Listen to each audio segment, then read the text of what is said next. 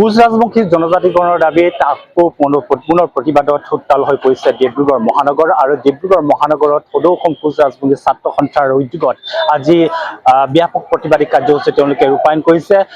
আজিৰ দিনটোতে আদিবাসী আৰু চাহ জনগোষ্ঠীৰ লোকসকলে 2 লক্ষাধিক লোকৰ যি সমাগম গণসমাৱেশৰ মাজতে আচলতে কোচ ৰাজবংশী ছাত্ৰ সন্থাই এই বিশাল তেওঁলোকে যি প্ৰতিবাদী কাৰ্যসূচী তেওঁলোকে ৰূপায়ণ কৰিছে। তেওঁলোকে পৃথকে পৃথকে কাৰ্যসূচী ৰূপায়ণ কৰা পৰিলক্ষিত হৈছে। এই মুহূৰ্তত ডিব্ৰুগড় চৌকিডিঙি চাৰিআলিৰ পৰিৱেশ দেখাইছো। এনেদৰে 2 ঘণ্টীয়া অৱস্থান ধৰ্মঘট কাৰ্যসূচীৰে তেওঁলোকৰ দাবীক মুখ লৈ আজি প্ৰতিবাদী কাৰ্যসূচী ৰূপায়ণ কৰা পৰিলক্ষিত হৈছে। মূলতঃ জনজাতিকৰণকে ধৰি পৃথক কমতাপুৰ ৰাজ্য গঠনৰ দাবীত আজি প্ৰতিবাদ সাব্যস্ত কৰিছে। তেওঁলোকে দীৰ্ঘদিনৰ দাবী যে কোচ ৰাজবংশী জনগোষ্ঠীসকলক জনজাতিকৰণৰ মৰ্যাদা দিব লাগে আৰু সেই জনজাতিকৰণৰ দাবীত তেওঁলোকে বিভিন্ন সময়ত প্ৰতিবাদী কাৰ্যসূচী ৰূপায়ণ কৰিছে। কিন্তু কোনো ধৰণৰ তেওঁলোকৰ দাবীসমূহক লৈ কোনো ধৰণে গুৰুত্ব প্ৰদান কৰা পৰিলক্ষিত নহয়। যেতিয়া বিজেপি অসমত যেতিয়া বিজেপি চৰকাৰ গঠন হৈছিল বা কেন্দ্ৰত যেতিয়া বিজেপি চৰকাৰ গঠন হৈছিল সেই সময়তে 6 জনগোষ্ঠীৰ কোচ ৰাজবংশী জনগোষ্ঠীৰ লগতে 6 জনগোষ্ঠীৰ জনজাতিকৰণৰ বিষয়টো তেওঁলোকে আখৰে পালন কৰাৰ কথা তেওঁলোকে প্ৰতিশ্ৰুতি দিছিল। কিন্তু সেই প্ৰতিশ্ৰুতি তেওঁলোকে পালন কৰা পৰিলক্ষিত নহয়। শেহতীয়াকৈ 2026 নিৰ্বাচনৰ প্ৰাক মুহূৰ্তত পুনৰ 6 জনগোষ্ঠীৰ যিবিলাক সংগঠন আছে তেওঁলোকে জনজাতিকৰণৰ দাবীত তেওঁলোকে উত্তাল হৈ পৰিছে। বিভিন্ন প্ৰান্তত তেওঁলোকে প্ৰতিবাদী কাৰ্যসূচী ৰূপায়ণ কৰা পৰিলক্ষিত হৈছে।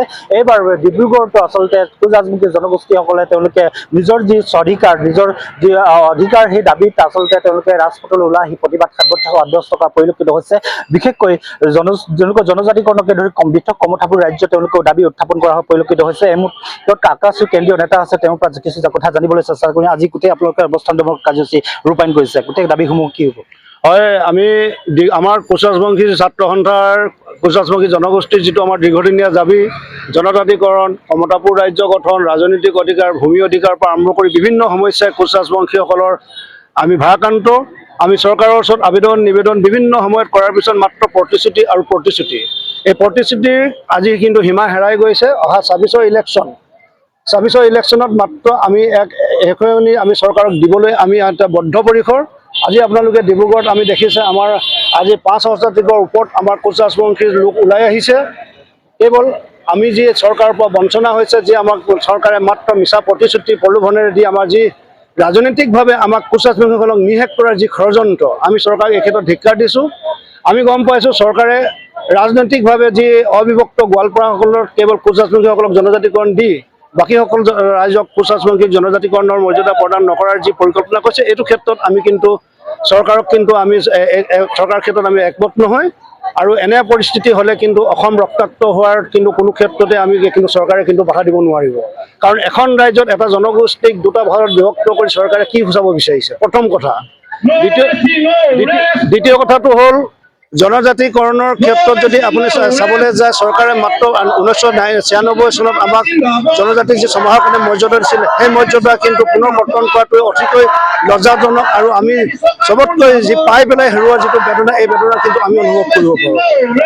ট্ৰাইবেল সংঘৰ নেতা আদিত্য খাকলে এটা কথা ঘোষণা কৰিছিল যে মৰাণ আৰু মটকৰ বাদে বাকী 4টা জনগোষ্ঠী তেওঁলোকে জনজাতিকৰণ বিচাৰিছে, তেওঁলোকৰ বিৰোধিতা কৰিছে। এই সম্পৰ্কে আপুনি কি অভিমত? ট্ৰাইবেল সংঘ অসমৰ জনসাধাৰণৰ অভিভাৱক নহয়, প্ৰথম কথা। আৰু 2 নম্বৰ যে খাকলাৰী বোলা ব্যক্তিজন হৈছে তেখেতৰ যি সোণৰ কণী পৰা হাঁহ, তেখেতৰ যি পদবী লৈ আছে, পদবী হেৰুৱাৰ ভয় আছে। আৰু ৰাজনৈতিকভাৱে তেখেতে নিজকে দুৰ্বল হোৱাৰ আশাত এই ক্ষেত্ৰত এনেকুৱা ধৰণৰ কৈছে। তেখেত অসমৰ অভিভাৱক নহয়, জনজাতিকৰণৰ অভিভাৱক নহয়। আমি যিটো আমাৰ প্ৰাপ্য অধিকাৰ 6 জনগোষ্ঠী, এই 6 জনগোষ্ঠীক জনজাতি দিবই লাগিব। চৰকাৰে কেৰলৰ লগত যি মিছা প্ৰতিশ্ৰুতি দি তেখেতলোকক আলোচনাৰ কাৰণে মজলে মাতি আনি যি আজি তাৰিখত আমাৰ জীৱন সিং ডাঙৰীয়াক গৃহবন্দী কৰি আছে, এইটো ক্ষেত্ৰতো আমি চৰকাৰক ধিক্কাৰ জনাইছোঁ। খুব কম সময়ত কেৰলৰ লগত আলোচনা কৰিব লাগে। আমাৰ BTR অঞ্চলৰ কোচ ৰাজবংশীসকলৰ ভূমি অধিকাৰৰ ক্ষেত্ৰৰ পৰা আৰম্ভ কৰি ৰাজনৈতিকভাৱে যি বঞ্চিত হৈছে সেইখিনি সুৰক্ষিত কৰিব লাগে। আমাৰ উন্নয়ন পৰিষদখন কেৱল কোচ ৰাজবংশীসকলক সন্তুষ্ট কৰিবলৈ বনায়। আজি যি আমাৰ প্ৰণৱ নাৰায়ণৰ নেতৃত্বত যি কোচ ৰাজবংশী উন্নয়ন পৰিষদ আছে, অতি কোটি কোটি টকাৰ দুৰ্নীতি হৈছে। চৰকাৰক আমি নিবেদন কৰাৰ পিছত চৰকাৰে কিন্তু এই ক্ষেত্ৰত গুৰুত্ব দিয়া নাই।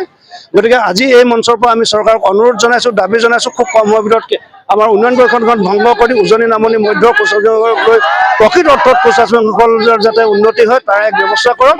কিন্তু জনজাতিকৰণৰ ক্ষেত্ৰত আমি কেতিয়াও আপোচ নকৰোঁ, কমতাপুৰ ৰাজ্যৰ ক্ষেত্ৰত আমি আপোচ নকৰোঁ। আৰু আৰু এটা কথা আমি কওঁ, আজি আমাৰ জনগোষ্ঠীয় সমস্যালৈ আমি বহিছোঁ যদিও চৰকাৰক কিন্তু আমাৰ জাতিৰ জনগোষ্ঠীৰ যি সমস্যাৰ লগতে কিন্তু চৰকাৰক আমি অনুৰোধ আৰু দাবী জনাইছোঁ আমাৰ যি অসমৰ মানে হিয়াৰ আমোদ জুবিন গাৰ্গৰ যি মৃত্যুৰ তদন্ত এইটো যেন ভাকু ভাওনা নহয় প্ৰকৃত দুখীয়া যেন শাস্তি পায় আমি এইটো ক্ষেত্ৰত কিন্তু আক্ৰাছোঁ কোচাছমুখী লোকসকলে আমি দৃষ্টিগোচৰ দিম খুব কমৰ ভিতৰত যেন প্ৰকৃত দুখীয়া যেন শাস্তি পায় তাৰ কাৰণে চৰকাৰে এক ব্যৱস্থা গ্ৰহণ কৰিব লাগে ধন্যবাদ নিশ্চিতভাৱে আদিত্য কাকলাৰীৰ কথা নুশুনে আদিত্য কাকলাৰীৰ কোনো অভিভাৱক নহয় যে তেওঁ কাক জনজাতিকৰণ দিব কাক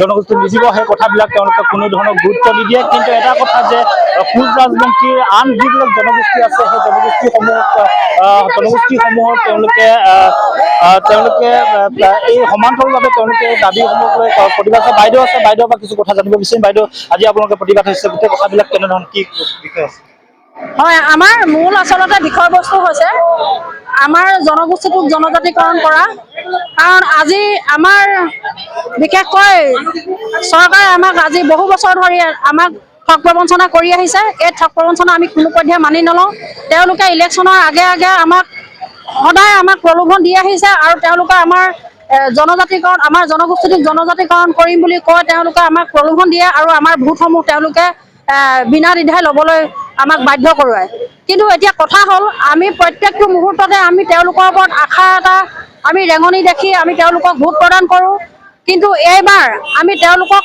প্ৰত্যুত্তৰ দিবলৈ সাজু আছোঁ কিয়নো আমাক প্ৰতিবাৰতে তেওঁলোকে আমাক এনেধৰণে ঠগ প্ৰবঞ্চনা কৰি আহিব নোৱাৰিব কিন্তু আমি এইবাৰ 2026 চনত তেওঁলোকক আমি ইয়াৰ উত্তৰ দিবলৈ সাজু হৈছোঁ আমাক তেওঁলোকে জনজাতিকৰণ কৰিবই লাগিব আমি ইতিমধ্যে গম পাইছোঁ যে যিটো জনজাতি সংঘ তেওঁলোকে ইতিমধ্যে তেওঁলোকে ঘোষণা কৰিছে যে অকল মৰাণ আৰু মটককহে তেওঁলোকে জনজাতিকৰণ কৰিব পাৰিব এই কথা আমি কেতিয়াও মানি নলওঁ আমাৰ এই জনগোষ্ঠী উঠি আহিব অনাগত দিনত আমাৰ যি মৰ্যাদা আমাৰ প্ৰাপ্য সেই প্ৰাপ্য আমি পাবই লাগিব আমি এনেধৰণে ধাৰাসাৰিকভাৱে আমি আমাৰ এই আন্দোলন অব্যাহত ৰাখিম নিশ্চিতভাৱে তেওঁলোকে প্ৰাপ্য পাবই লাগিব কাৰণ এই প্ৰাপ্যৰ বাবে তেওঁলোকে অনাগত দিনৰ প্ৰতিবাদ সাব্যস্ত কৰিব আৰু 26 নিৰ্বাচন আহি আছে 26 নিৰ্বাচনৰ প্ৰাক মুহূৰ্তত প্ৰতিটো জনগোষ্ঠীয়ে নিজৰ স্বাধিকাৰ নিজৰ অধিকাৰৰ দাবী এটা আচলতে এনেদৰে ৰাজ্যৰ ঠায়ে ঠায়ে প্ৰতিবাদ সাব্যস্ত কৰিছে মূলতঃ কোচ ৰাজবংশী জনগোষ্ঠীসকলে তেওঁলোকে জনজাতিকৰণকে ধৰি